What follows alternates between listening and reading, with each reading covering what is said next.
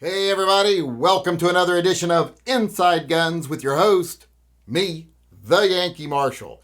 If you haven't heard already, California has become the first state ever to impose a state tax, a double-digit state tax, on the purchase of firearms and ammunition.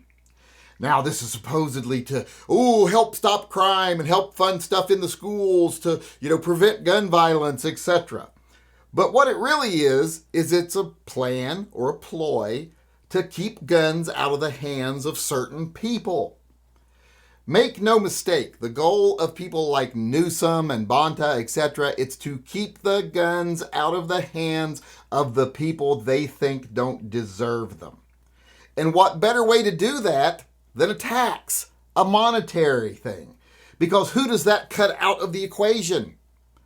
Who does that extra 10, 12% on a gun cut out from being able to buy one? Not the rich people, not their donors, not the upper class. No, it cuts out the middle class and the lower classes, the lower economic classes, the poor people.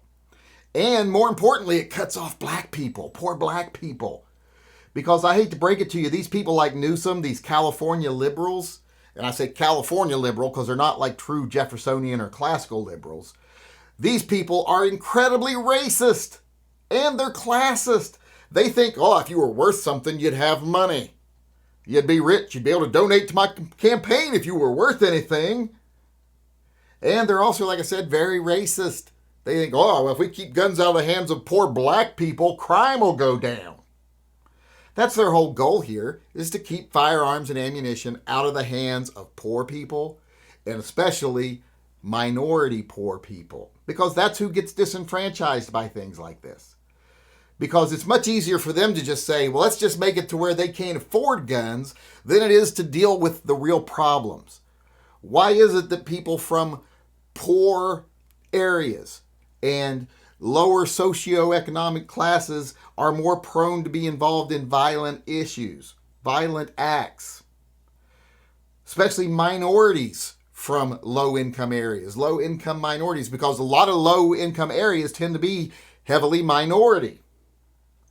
So when you're classist, you're also a little bit racist anyway, because that is what makes up a lot of the lower-income people in certain areas, especially California. It's not like West Virginia where almost every poor person is white. It really depends on your region where that comes into effect. But in California, poverty is very much a minority issue. A lot of the minority races live in poverty.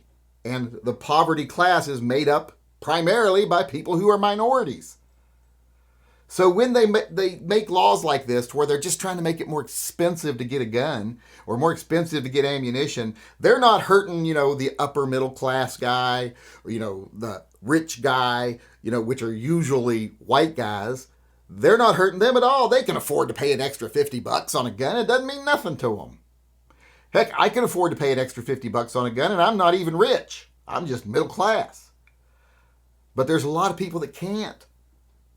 There's a lot of people who can't afford a gun, period. That's why I run TYMP. By the way, if you want to register for that, go on over to TYMPpistolproject.com and register. And if you want to support it, go buy some merch. There's a link in the upper corner that you can do that. Or become a subscribe starlet. But getting back to the topic, after that little commercial there, if you are someone who is poor, you're not going to be able to afford a gun. If it's more expensive, it makes it more likely that you're not going to get that. Now, is this going to do anything to stop crime? No, it's not going to do anything to stop crime. No more so than prohibition stopped people from drinking. In fact, it's going to have the same effect that prohibition had. All it's going to do in California as guns become more expensive, there's going to be more incentive on bad guys to steal guns. Break into people's homes, people's cars, take the guns because now they're worth more. And there's a bigger market of people that have to get them illegally because they can't afford to buy them legally. It's kind of like the black market cigarette rings coming down from Canada into New York and stuff. Because they can get the cigarettes there, bring them down, sell them illegally, cheaper than people can buy them legally. And that's what's going to be going on with guns in California. It's already happening in California. Now they're just going to make it worse. That's how we created organized crime, was prohibition. The mafia exists because of prohibition. And in California, all they're doing is strengthening these organizations or these criminals that go out and steal guns and then resell them illegally. Or even if you have bad FFLs that are bad people that sell illegally. Well, now they got more incentive and they got a bigger pool of people to pull from. They're going to be more successful selling illegally. That's all these types of laws do.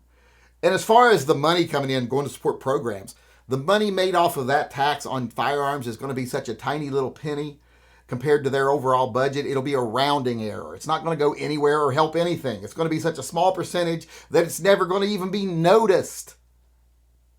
But it's going to prevent certain people, from getting guns. People who don't deserve them. Which mostly means, like I said, poor people and black people, Hispanic people. They don't want them having guns. Like I said, they're racist and they're classist. And this is a perfect example. Because when you look at this law in any rational manner, you see it doesn't stop any of the people that normally commit like mass murders with firearms, because they usually kill their family. So it's ordinary, everyday people who can afford to pay a little extra for a gun to commit the crime. Or it's, people who save up specifically to go on a rampage. If you know you're not going to survive the next day, who cares if you pay a little more for the rifle you buy, or the shotgun you buy, or the handgun you buy? If you put it on your credit card, you're never going to pay it off anyway. So what's it matter? It's not going to stop any crime. Period. It's not going to go to fund any special programs. It's not going to be enough money.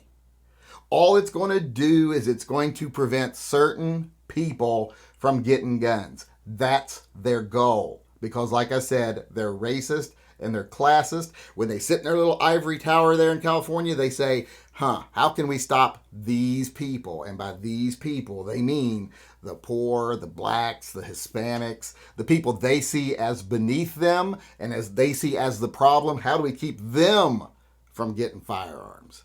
That's the whole goal of this. And the only outcome it'll have is disenfranchising more poor people and more people in vulnerable communities where they need firearms for self-defense more than anywhere else, far more than someone sitting in Beverly Hills needs one. It's going to disenfranchise those people, and it's going to prop up an illegal industry of stealing those guns and selling those guns on the streets.